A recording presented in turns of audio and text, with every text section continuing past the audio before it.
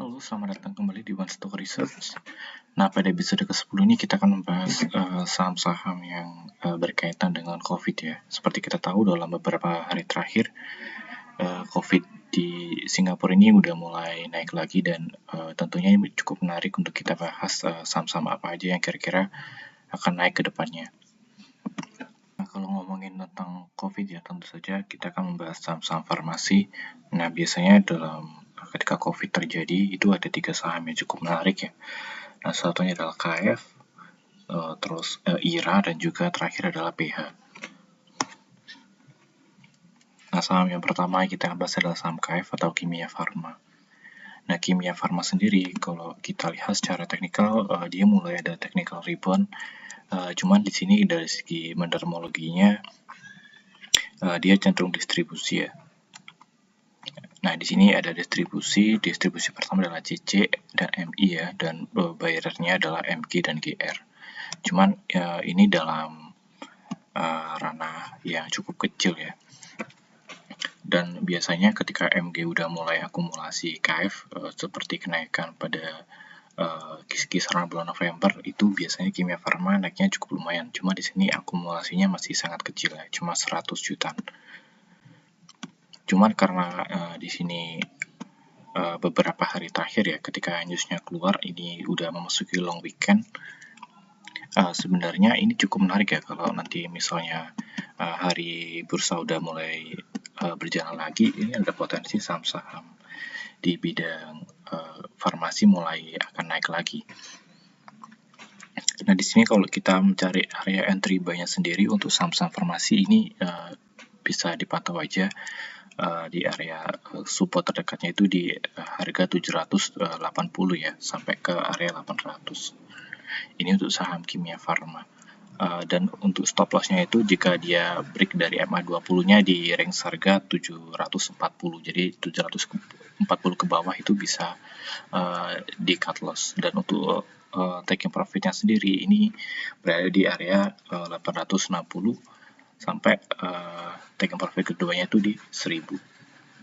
Saham selanjutnya yang kita bahas adalah IRA ya, atau Itama Ranoraya.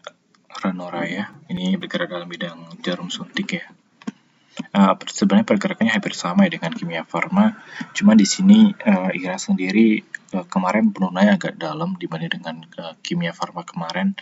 Nah, di sini dia ada sedikit supportnya di sini ya, di area MA20-nya itu di range harga 480. Terus kalau dilihat dari bandarmologinya juga, dia juga sama ya, sebenarnya ini masih distribusi. Cuman lagi-lagi ini masih dalam tanda kutip masih sedikit ya untuk volume transaksinya. Sebenarnya kalau kita melihat biasanya saham-saham kayak KF, terus IRA dan PH ini biasanya sahamnya kering dalam artian volume transaksinya itu masih sedikit, dan bila nanti emang volume transaksinya besar, itu biasanya ada potensi sahamnya bisa naik dalam jangka yang lebih panjang. Nah, untuk IRA sendiri ini range buy-nya itu di range 480 ya, dan supportnya untuk area stop loss sendiri itu bisa di cut loss jika dia break dari harga 470. Dan untuk area taking profit pertama itu di area range harga 530, dan area profit kedua, taking profit kedua itu di range harga 575.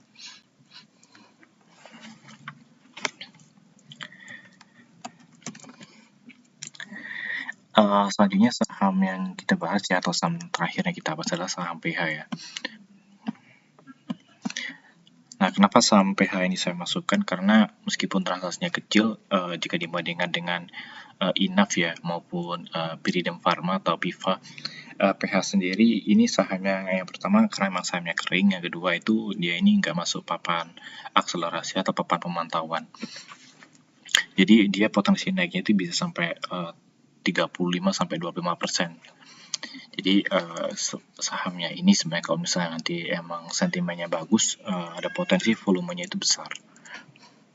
Nah, untuk PH sendiri dari segi teknikalnya sih dia masih sideways ya, cuman dalam 3 hari terakhir dia ini sempat mencoba untuk naik, cuman lagi-lagi nggak terlalu kuat ya, karena emang volumenya nggak terlalu besar. dan sahamnya turun lagi. Kalau kita lihat dari segi fundamentologinya, ini sebenarnya masih netral ya, maksudnya belum ada yang akumulasi maupun belum ada yang distribusi. Nah, ini cukup menarik kalau misalnya nanti emang volumenya naik karena memang sentimen COVID-nya besar. Nah, ini saham PH pasti biasanya akan naik juga. Kita bisa buy aja di supportnya di 480, cuma nanti kalau misalnya 480-nya ke break, bisa di cut loss saja. Dan untuk area taking profitnya sendiri, ini bisa take profit aja di sini di 520, dan area taking profit keduanya itu di 550. Oke, mungkin itu aja ya dari saya. Thanks for watching, dan jangan lupa subscribe ya One Stock Research. Dan buat teman-teman yang tertarik untuk join jadi klien ya dari One Stock Research, nah itu bisa hubungi aja WhatsApp atau mungkin Telegram yang tertera pada deskripsi video di bawah ini. Terima kasih dan sampai jumpa di video selanjutnya.